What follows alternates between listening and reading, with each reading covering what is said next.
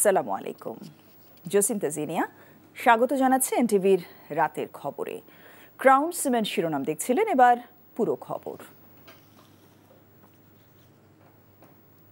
জনগণের সরাসরি ভোটের মাধ্যমে দেশের মানুষ নিজেদের পছন্দের প্রতিনিধি নির্বাচনের সুযোগ পেলে সত্যিকারের প্রতিনিধিত্ব নিশ্চিত হবে, স্থিতিশীলতা বজায় থাকবে দেশে, বাংলাদেশকে কেউ তাবেদার রাষ্ট্র বানাতে পারবে না বলে মন্তব্য করেছেন বিএনপির ভারপ্রাপ্ত চেয়ারম্যান তারেক রহমান। হুঁশিয়ার করেন, সরকারের ভুল সিদ্ধান্তে দেশে ফ্যাসিবাদ ও উগ্রবাদ মাথাচাড়া দিয়ে উঠতে পারে। বিস্তারিত ইফতেখার রেজা রিপোর্টে। আশুলিয়ায় নারকীয় জুলাই শীর্ষক এ প্রতিবাদ সভার আয়োজন করে ঢাকা জেলা বিএনপি। প্রতিবাদ সভায় বিএনপির ভারপ্রাপ্ত চেয়ারম্যান তারেক রহমান বলেন, নির্দিষ্ট কয়েকজন দেশ পরিচালনা করবে, সেজন্য 15 বছরের আন্দোলন ও জুলাই গণ অভ্যুত্থান হয়নি। বলেন, ইনসাফ ভিত্তিক রাষ্ট্র গঠনের জন্য সেদিন রাস্তায় নেমে এসেছিল এদেশের সাধারণ মানুষ। প্রশ্ন রাখেন অন্তর্বর্তী সরকারের বিচক্ষণতা নিয়েও। বলেন, অন্তর্বর্তী সরকারের ভুল সিদ্ধান্তে দেশে ফ্যাসিবাদ ও উগ্রবাদ মাথাচাড়া দিয়ে উঠতে পারে। শত শহীদদের রক্তের বিনিময়, পতিত পলাতক পরাজিত বিতাড়িত ফ্যাসিবাদী অপশক্তি রাষ্ট্র রাজনীতিতে পুনর্বাসিত হওয়ার সুযোগ নিতে ওত পেতে রয়েছে। সরকারের যে কোনো ভুল সিদ্ধান্তে দেশে গণতন্ত্র উত্তরণের যাত্রা পথকে সংকটে ফেলে দিতে পারে। দেশে ফ্যাসিবাদ, উগ্রবাদ, চরমপন্থা মাথাচাড়া দিয়ে উঠতে পারে। কাজেই এই ব্যাপারে আমাদের সকলকে, বিশেষ করে অন্তর্বর্তীকালীন সরকারকে অত্যন্ত সতর্ক থাকতে হবে, থাকা প্রয়োজন। একই সঙ্গে বলেন, দেশে স্থিতিশীলতা থাকলে কেউ তাবেদার রাষ্ট্র বানাতে পারবে না। জনগণকে দুর্বল রেখে রাষ্ট্র রাজনীতি, সরকার কিংবা সংস্কার কোনো কিছুকেই শক্তিশালী এবং টেকসই করা সম্ভব নয়, করা যাবে না।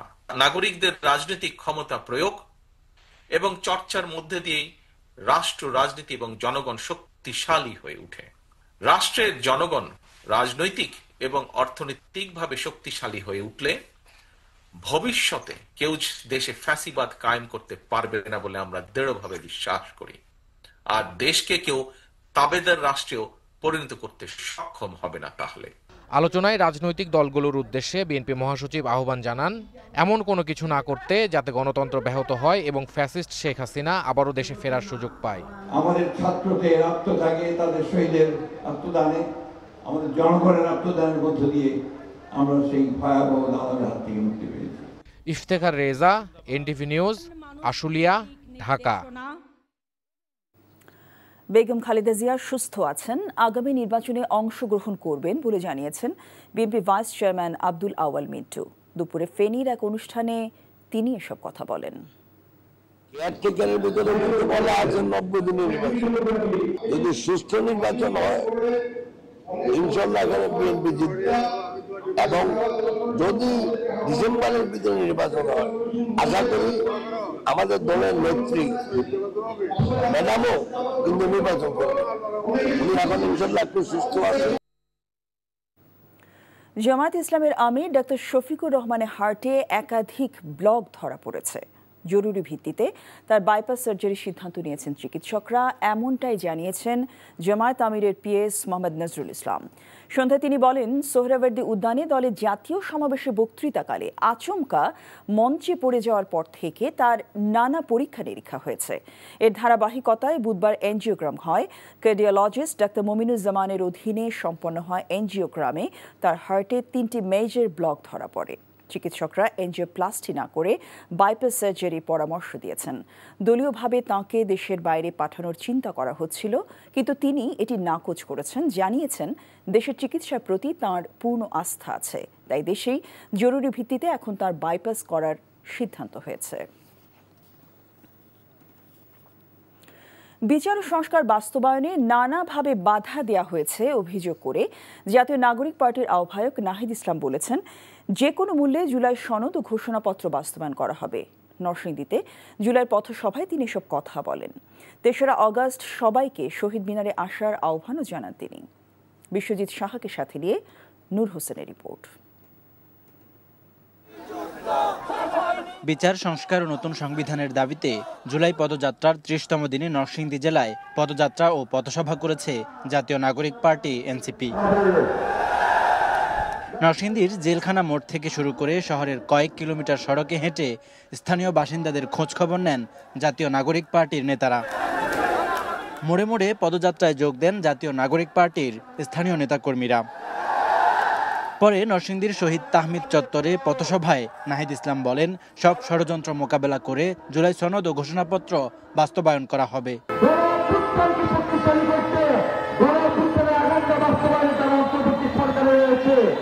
তাদের বিরুদ্ধে ষড়যন্ত্র করে তাদেরকে বাধ্য করা হচ্ছে, তাদেরকে পদত্যাগে বাধ্য করার চেষ্টা করা হচ্ছে। এই সকল ষড়যন্ত্রকে আপনারা রুখে দিবেন। সরকারে থাকা অভ্যুত্থানের প্রতিনিধি ছাত্র উপদেষ্টাদের বিরুদ্ধে অপপ্রচার চলছে বলেও অভিযোগ করেন নাহিদ ইসলাম। এই অন্তর্বর্তী সরকারে আমাদের 2 জন ছাত্র উপদেষ্টা রয়েছে এবং 2 জন ছাত্র উপদেষ্টাকে নিয়ে সম্প্রতি নানা ষড়যন্ত্র এবং নানা অপপ্রচার চলছে। শহীদ পরিবারের পাশে থাকার আশ্বাস দেন তিনি। নূর হোসেন, এনটিভি নিউজ, নরসিংদী।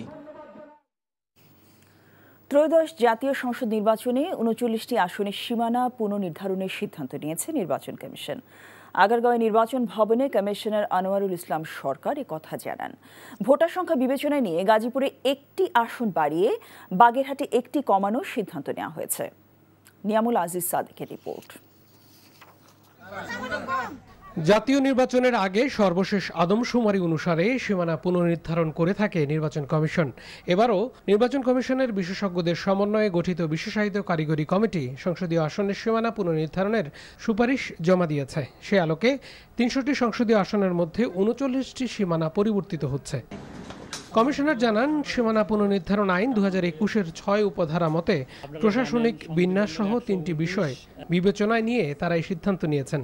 আমরা যে সারা বাংলাদেশে যে ঘরে ঘরে গিয়ে যে ভোটার তালিকা করেছি, সেই ভোটার তালিকার ভিত্তিতে সর্বনিম্ন ভোটার সংখ্যা যে জেলা, সেই জেলাটাকে ওনারা ফিক্স আপ করেছেন। আর বেসিক ক্রাইটেরিয়ার মধ্যে তারা দেখিয়েছেন যে 1 আসন বিশিষ্ট জেলা, 1 আসন বিশিষ্ট জেলা যেটি, সেটিকে ভাঙার কোনো সুযোগ নাই। এটাকে 2টা করলে ন্যাশনাল অ্যাভারেজ 4,20,000 চেয়ে অনেক কমে যায়। 2 আসন বিশিষ্ট জেলারও একই অবস্থা, 3 আসন বিশিষ্ট জেলারও একই অবস্থা। গাজীপুরের বিদ্যমান 5টি সংসদীয় আসনের সঙ্গে যুক্ত হয়ে মোট 6টি আসন হবে আগামীর নির্বাচনে। বিপরীতে বাগেরহাটের 4টি আসন থেকে কমে 3টি আসনের সিদ্ধান্ত হয়েছে, কারণ এলাকার ভোটারের গড় অন্য আসনগুলোর চেয়ে কম। সর্বনিম্ন যেটি, এটির আসন কমানোর, আর সর্বোচ্চ যেটি, এটির আসন বাড়ানো, যাতে জাতীয় গড়ের সাথে মোটামুটিভাবে সামঞ্জস্যপূর্ণ হয়। প্রশাসনিক ব্যবস্থা, ভৌগোলিক অখণ্ডতা এবং আদমশুমারি, এই 3টি বিষয়কে গুরুত্ব দিয়ে এই সীমানাটা নির্ধারণ করতে হবে। গড়ে প্রতিটি আসনে ভোটার সংখ্যা হবে 4,20,000। 39টি আসনের মধ্যে পঞ্চগড়, রংপুর, সিরাজগঞ্জ, সাতক্ষীরা, ঢাকা, শরীয়তপুর, নারায়ণগঞ্জ, সিলেট, কুমিল্লা, ব্রাহ্মণবাড়িয়া, নোয়াখালী ও চট্টগ্রাম রয়েছে। Niamul Aziz Sadek, NTV news, Dhaka. কাঙ্ক্ষিত সময়ের মধ্যেই স্বল্পোন্নত দেশে উন্নয়নের জন্য প্রয়োজনীয় কার্যক্রম শেষ করার জন্য সংশ্লিষ্টদের নির্দেশ দিয়েছেন অন্তর্বর্তীকালীন সরকারের প্রধান উপদেষ্টা অধ্যাপক মোহাম্মদ ইউনূস। প্রধান উপদেষ্টা তেজগাঁও কার্যালয়ে অনুষ্ঠিত স্বল্পোন্নত দেশ হতে উত্তরণের প্রস্তুতি বিষয়ক উচ্চ পর্যায়ের পর্যালোচনা সভায় তিনি এমন নির্দেশনা দেন। প্রধান উপদেষ্টার সভাপতিত্বে অনুষ্ঠিত এই বৈঠকে সরকারের বেশ কয়েকজন উপদেষ্টা সহ বিভিন্ন সংস্থার প্রধান এই বৈঠকে যোগ দেন। স্বল্পোন্নত দেশে উন্নীত হওয়ার জন্য বাংলাদেশের প্রস্তুতির বিষয়ে বৈঠকে প্রধান উপদেষ্টাকে অবহিত করা হয়। সভায় 16টি সিদ্ধান্তের অগ্রগতি বিষয়ে আলোচনা হয়েছে। এর মধ্যে জাতীয় রাজস্ব বোর্ড 4টি, শিল্প মন্ত্রণালয় 3টি, অর্থনৈতিক সম্পর্ক বিভাগ 2টি, বাণিজ্য মন্ত্রণালয় 3টি এবং প্রধান উপদেষ্টার কার্যালয় 4টি সিদ্ধান্ত বাস্তবায়নে কাজ করছে। স্বল্পোন্নত দেশে উন্নীত হওয়ার ফলে বাংলাদেশকে যেসব চ্যালেঞ্জের সম্মুখীন হতে হবে সেগুলো মোকাবেলা করার যেমন প্রস্তুতি নিতে হবে, তেমনি এর ফলে বাংলাদেশের জন্য নতুন নতুন সুযোগও তৈরি হবে বলে উল্লেখ করেন ডক্টর ইউনূস। গভীর সমুদ্রে মাছ ধরার প্রচেষ্টা জোরদার এবং পশুপালন আধুনিকীকরণের জন্য মৎস্য ও প্রাণী সম্পদ মন্ত্রণালয়ের প্রতি আহ্বান জানিয়েছেন প্রধান উপদেষ্টা ডক্টর মোহাম্মদ ইউনূস। সন্ধ্যায় রাষ্ট্রীয় অতিথি ভবন যমুনায় মন্ত্রণালয়ের কর্মকর্তাদের সাথে এক বৈঠকে তিনি এই আহ্বান জানান। প্রধান উপদেষ্টা বলেন, দেশের কি পরিমাণ মৎস্য সম্পদ আছে, কেন বাংলাদেশ পিছিয়ে আছে সেটি সঠিকভাবে নির্ণয় করা গেলে এই খাত দেশের অর্থনীতির জন্য নতুন দ্বার উন্মোচন করবে। গভীর সমুদ্রে মাছ ধরার অঞ্চল চিহ্নিত করার জন্য যথাযথ জরিপ পরিচালনার গুরুত্বের উপর জোর দিয়ে প্রধান উপদেষ্টা বলেন, প্রয়োজনে জাপান বা থাইল্যান্ডের মতো দেশ থেকে বিশেষজ্ঞ আনতে পারে বাংলাদেশ।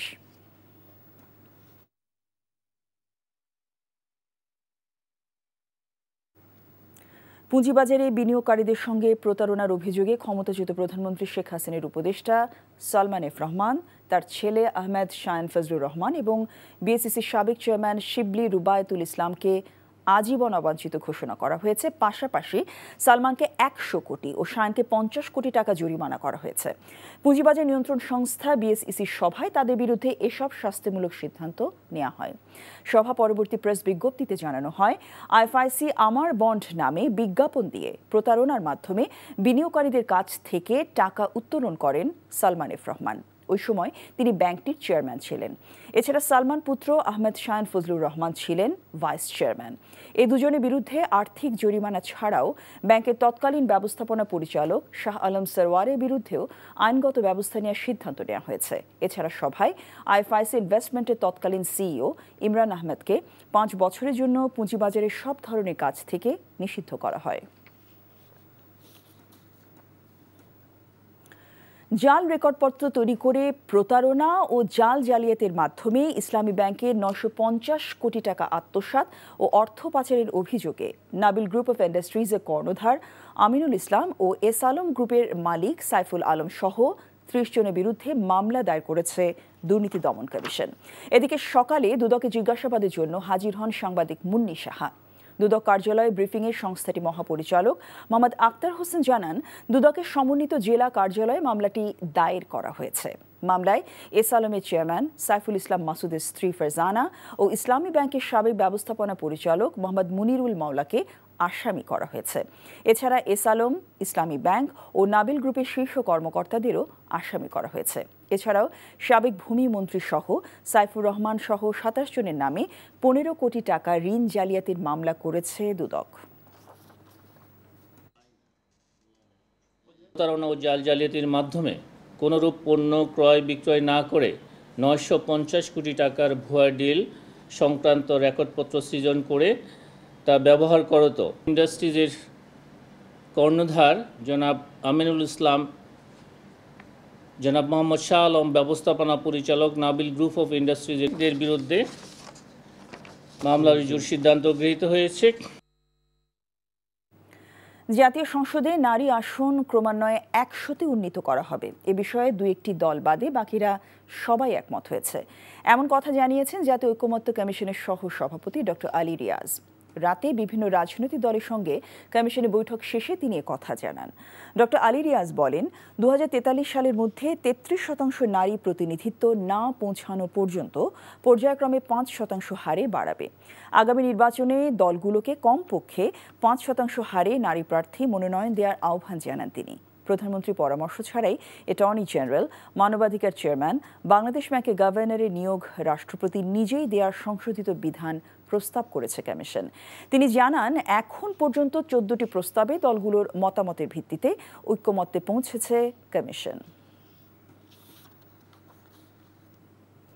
5 অগস্ট ঘিরে কোনো নিরাপত্তার শঙ্কা নেই বলে জানিয়েছেন স্বরাষ্ট্র উপদেষ্টা অবসরপ্রাপ্ত লেফটেন্যান্ট জেনারেল জাহাঙ্গীর আলম চৌধুরী।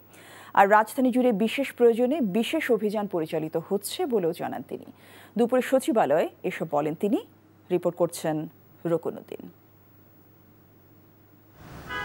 29 জুলাই থেকে 8 আগস্ট অর্থাৎ 11 দিন বিশেষ অভিযান পরিচালনা করছে ঢাকা মেট্রোপলিটন পুলিশ। বুধবার সচিবালয়ে এই অভিযানের কারণ সম্পর্কে সাংবাদিকরা জানতে চান স্বরাষ্ট্র উপদেষ্টার কাছে। এটা পুরো বাংলাদেশের না, এটা ডিএমপির একটা অভিযান। বিভিন্ন সময়ে বিভিন্ন প্রয়োজনে বিভিন্নটা করা হয়। 5 আগস্ট ধরে কোনো ধরনের কোনো নিরাপত্তার কোনো সমস্যা নেই, সবকিছু আল্লাহ দিলে ভালোভাবে। রংপুরের গঙ্গাচড়ার ঘটনায় দোষীদের আইনের আওতায় আনা হবে বলেও জানান তিনি। আপনারা জানেন, তাদের আমরা সবাই এর আগে তবলিগ জামাতের দুই পক্ষের সাথে বৈঠক শেষে রংপুরের ঘটনা নিয়ে কথা বলেন ধর্ম উপদেষ্টাও। ধর্ম নিয়ে কটাক্ষ, বক্রোক্তি, ব্যঙ্গোক্তি, এটা আমাদের দেশে বহুকাল যাবৎ এটা ফ্যাশনে পরিণত হয়েছে। এটাকে আমরা নিরুৎসাহিত করি এবং যে কোনো ধর্ম যিনি কটূক্তি করেছেন ওনাকে আইনশৃঙ্খলা বাহিনী ওনাকে গ্রেপ্তার করেছে। এর প্রতিক্রিয়া হিসেবে যে সনাতন ধর্মের সদস্যদের উপর যে হামলা, এটা তো আইন হাতে নেওয়ার মতোই, আমরা এটা চাচ্ছি না। এবং আইনশৃঙ্খলা রক্ষাকারী বাহিনীর পক্ষ থেকে বলা হয়েছে কেউ যদি স্পেসিফিকলি মামলা করেন ওনারা তখন কারা হামলাকারী তাদেরকে চিহ্নিত করবেন। আর আগামী বছর বিশ্ব ইজতেমা সুষ্ঠুভাবে সম্পন্ন করতে মাওলানা সাদ ও মাওলানা জুবায়ের পন্থীদের সাথে বৈঠকে 7 সদস্যের কমিটি গঠনের সিদ্ধান্ত হয়। কমিটিতে দুই পক্ষ থেকে 4 জন আর সরকার থেকে 3 জন থাকবেন। সমস্যা চিহ্নিত করে সমাধানে কাজ করবে কমিটি। বিশ্ব ইজতেমা 2 ধাপে নাকি 1 ধাপে হবে তাও কমিটি ঠিক করবে বলে জানান ধর্ম উপদেষ্টা। গত বছর একটা হত্যাকাণ্ড সংঘটিত হয়েছে, এরকম পরিস্থিতি যাতে আগামী দিনে না হয়, পুনরাবৃত্তি না ঘটে, এ ব্যাপারে আমরা উভয় পক্ষের সহযোগিতা চেয়েছি। Rokonuddin, NTV news, Dhaka. 2018 সালে নির্বাচনে রাতেই 50% ব্যালট বাক্স ভরে রাখতে শেখ হাসিনাকে আইডিয়া দিয়েছিলেন তৎকালীন আইজিপি জাবেদ পাটওয়ারি। তার পরামর্শে সরকারের পক্ষে এ নির্দেশনা মাঠ পর্যায়ে দেওয়া হয়। এমন তথ্য উঠে এসেছে সাবেক আইজিপি চৌধুরী আবদুল্লাহ আল মামুনের জবানবন্দিতে। লিখিত জবানবন্দিটি আবদুল্লাহ আল মামুন দিয়েছিলেন চলতি বছরের মার্চের 24 তারিখে। আন্তর্জাতিক অপরাধ ট্রাইব্যুনাল থেকে প্রাপ্ত জবানবন্দির একটি কপিতে দেখা যায় আবদুল্লাহ আল মামুন আরও দাবি করেছেন গুম, নির্যাতন ও ক্রস ফায়ারের মতো গুরুত্বপূর্ণ নির্দেশ আসত প্রধানমন্ত্রীর দপ্তর থেকে। নির্দেশ দিতেন সামরিক উপদেষ্টা তারেক সিদ্দিকীও, আর এসব বাস্তবায়ন করত বিভিন্ন বাহিনীর গোয়েন্দা সংস্থা। সাবেক আইজিপি বলেন, দীর্ঘদিন গুম থাকা ব্যারিস্টার আরমানকে র্যাবের টিএফআই সেলে রাখা হয়েছিল। তিনি বলেন, এসব বিষয় তিনি জানতে পারেন সাবেক আইজিপি বেনজির আহমেদের কাছ থেকে। 54 বছর হলেও মুক্তিযোদ্ধাদের পূর্ণাঙ্গ তালিকা নেই উল্লেখ করে মুক্তিযুদ্ধ বিষয়ক উপদেষ্টা ফারুকী আজম বলেন, জুলাই শহীদ ও আহতদের তালিকায় যেন মুক্তিযুদ্ধের তালিকার মতো অস্পষ্টতা সৃষ্টি না হয়, সেজন্য নিরলসভাবে কাজ করে যাচ্ছে সরকার। বিকেলে জাতীয় প্রেস ক্লাবে পেনিনসুলার ডেভেলপমেন্টের আয়োজনে ছোটদের মাসিক ঝুমঝুমি মুগ্ধ জুলাই 2025 বিশেষ সংখ্যার প্রকাশনা উৎসব অনুষ্ঠানে এসব কথা বলেন তিনি আরও বলেন, জুলাই গণ অভ্যুত্থানে অংশগ্রহণ না করেও যারা শহীদ তালিকায় অন্তর্ভুক্ত হয়েছে তাদেরকে বাদ দেওয়া হবে। একই সাথে জুলাই আহতের পুনর্বাসনের অগ্রগতি নিয়ে সরকারের বিভিন্ন উদ্যোগের কথাও তুলে ধরেন মুক্তিযুদ্ধ বিষয়ক উপদেষ্টা।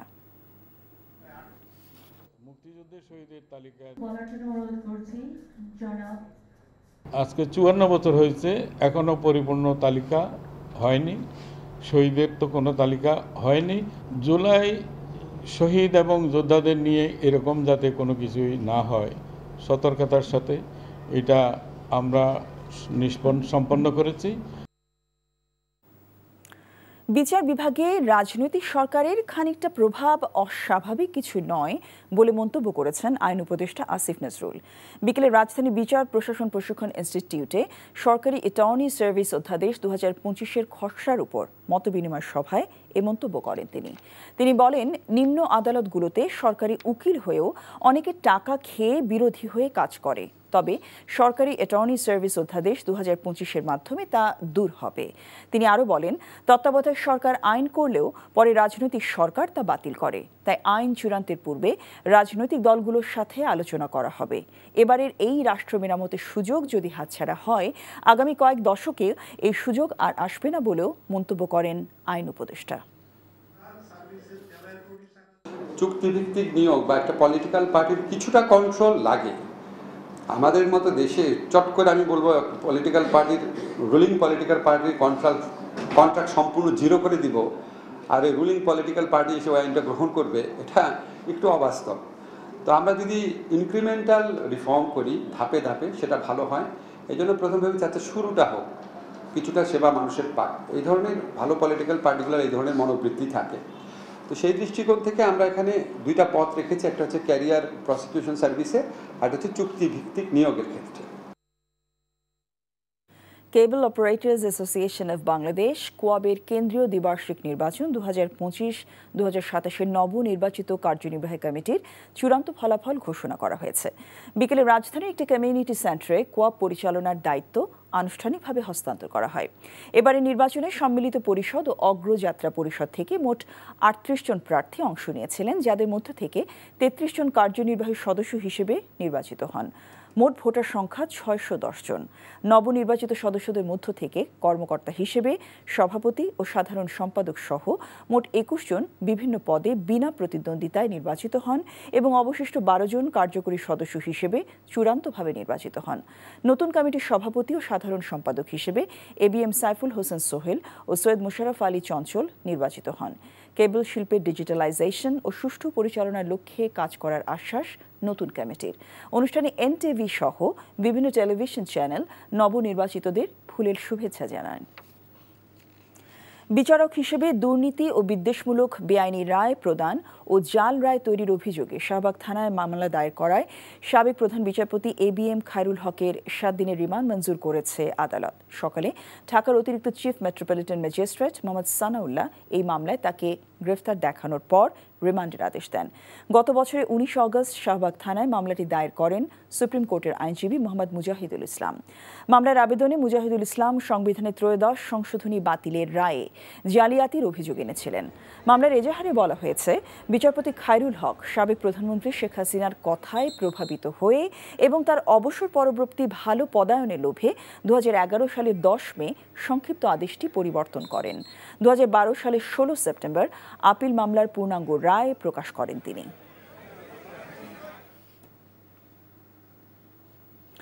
ট্যুর অপারেটর লাইসেন্স পেতে 3 লাখ টাকা এবং জামানত 10 লাখ টাকার বিধান সহ বাংলাদেশ ট্যুর অপারেটর্স ও ট্যুর গাইডের কিছু বিধিমালা বাতিলে বিক্ষোভ করেছে ট্যুর অপারেটর্স বাংলাদেশ টোয়াপ।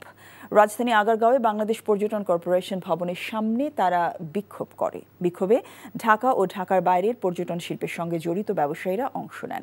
সেখানে টোয়াবের সভাপতি মোহাম্মদ রফিউজ্জামান বলেন, লাইসেন্স ও ব্যবসার জন্য এত টাকা নির্ধারণ বাস্তবতা বিবর্জিত। তার দাবি, পর্যটন মন্ত্রণালয়ের অধীনে অন্য লাইসেন্স পেতে এত টাকা ঠিক করা হয়নি। টোয়াবের সদস্যরা বলেন, দেশীয় পর্যটনের জাগরণ এই বিধিমালা বাস্তবায়ন হলে মুখ থুবড়ে পড়বে।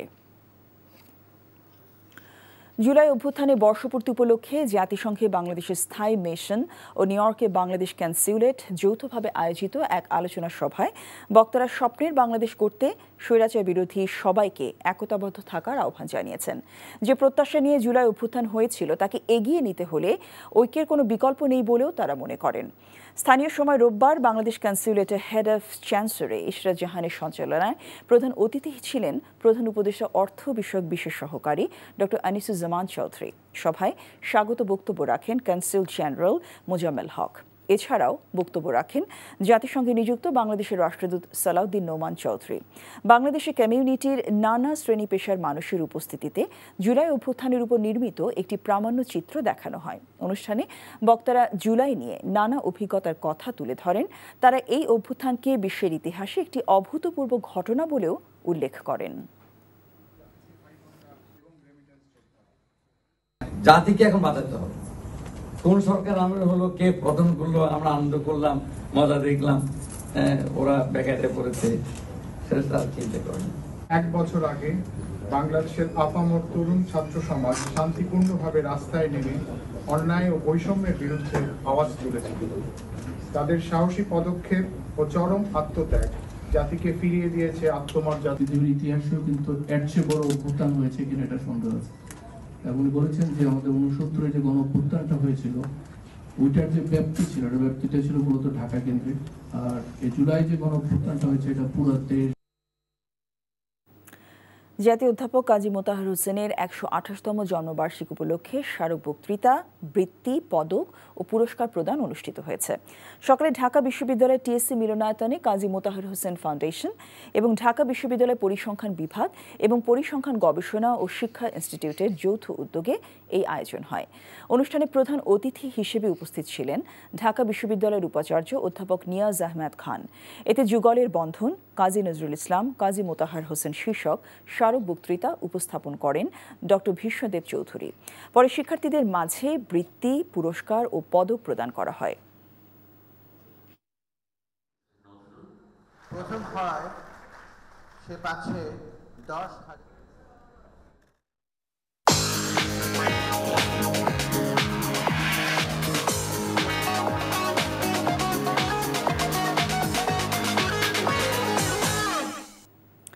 মার্কেন্টাইল ব্যাংক অর্থনীতির খবর। সপ্তাহে চতুর্থ কার্যদিবসে দেশের প্রধান পুঁজিবাজার ঢাকা স্টক এক্সচেঞ্জ ডিএসই মূল্য সূচকের ইতিবাচক প্রবণতায় লেনদেন শেষ হয়েছে। এ সময় 253 কোম্পানির দর বৃদ্ধি পেয়েছে। একই সঙ্গে টাকার অঙ্কে বেড়েছে লেনদেনের পরিমাণ। বুধবার ডিএসইর প্রধান সূচক ডিএসইএক্সে 53.73 পয়েন্ট বেড়েছে, সূচক দাঁড়িয়েছে 5,352 পয়েন্টে। এছাড়া ডিএসইর অপসূচক ডিএসইএস 7.05 পয়েন্ট বেড়ে 1,154 পয়েন্ট এবং ডিএস30 সূচক 21.22 পয়েন্ট বেড়ে 2,065 পয়েন্টে অবস্থান করেছে। আজ ডিএসইতে 743,16,12,000 টাকার শেয়ার ও ইউনিট লেনদেন হয়েছে। ডিএসইতে মোট 398টি কোম্পানির শেয়ার ও ইউনিট হাতবদল হয়েছে। লেনদেনে অংশ নেওয়া প্রতিষ্ঠানগুলোর মধ্যে দর বেড়েছে 253টি কোম্পানির, বিপরীতে 67টি কোম্পানির দর কমেছে। পাশাপাশি 78টি প্রতিষ্ঠানের শেয়ার ও ইউনিটের দর ছিল অপরিবর্তিত।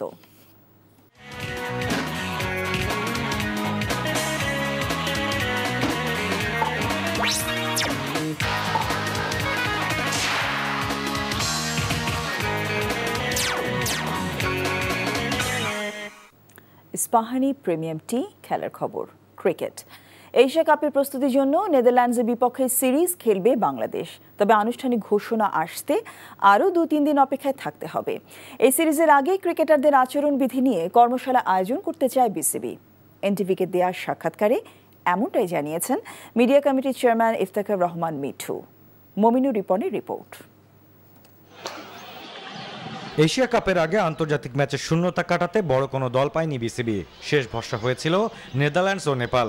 প্রস্তুতিতে অপেক্ষাকৃত শক্ত প্রতিপক্ষ চায় বাংলাদেশ, তাই সামর্থ্য আর অভিজ্ঞতা এগিয়ে থাকায় শেষ পর্যন্ত আইরিশদেরই আমন্ত্রণ জানাবে বিসিবি। আগস্টের শেষ সপ্তাহে মাঠে গড়াবে 3 ম্যাচের টি20 সিরিজ। আমাদের গ্যাপটা হয়ে গেছে বিকজ অফ ইন্ডিয়া ডেফার করে দিয়েছে ইয়েতে, তো সুতরাং এখানে টেস্ট প্লেইং কান্ট্রি পাওয়া যাচ্ছে না।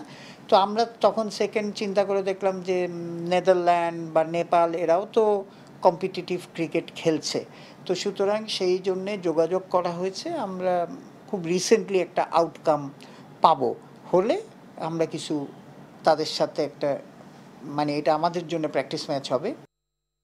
তার আগে ক্রিকেটারদের জন্য আচরণবিধি কর্মশালার আয়োজন করবে বিসিবি। সম্প্রতি পেসার তাসকিন আহমেদের বিরুদ্ধে স্পর্শকাতর বিষয়ে অভিযোগ ওঠার পর ক্রিকেটারদের মানসিক উন্নতির জন্য এই ব্যবস্থা করেছে বোর্ড। এইসব সোশ্যাল ইস্যু, এইসব problem to advise the player, discuss with them and advise the player, এটা পরিহার করবে কিভাবে, অ্যান্ড তাদের রেসপন্সিবিলিটি টুয়ার্ডস দ্য সোসাইটি। তো এবার প্রথমবারের মতো এটা অ্যাকচুয়ালি ক্লাসটা নিবে আমিনুল ইসলাম প্রেসিডেন্ট নিজে। এশিয়া কাপের আগে লিটনদের পুরোপুরি প্রস্তুত দেখতে চান এই বোর্ড পরিচালক। Mominur Ripon, NTV news, Dhaka. Football. নারী এশিয়ান কাপে অংশ নেওয়ার আগে স্পেন, জাপান সহ ইউরোপ ও এশিয়ার জায়ান্টদের বিপক্ষে প্রীতি ম্যাচ খেলার চেষ্টা চলছে, জানিয়েছেন বাফুফের নারী উইংয়ের চেয়ারম্যান মাহফুজা আক্তার কিরণ। নারী দলে কোচিং স্টাফে বিদেশি নিয়োগের ইচ্ছা রয়েছে ফেডারেশনের। রিপোর্ট কুশল ইয়াসিরের। স্বপ্নের পালে হাওয়া দিয়ে যাচ্ছে বাংলাদেশের নারীরা।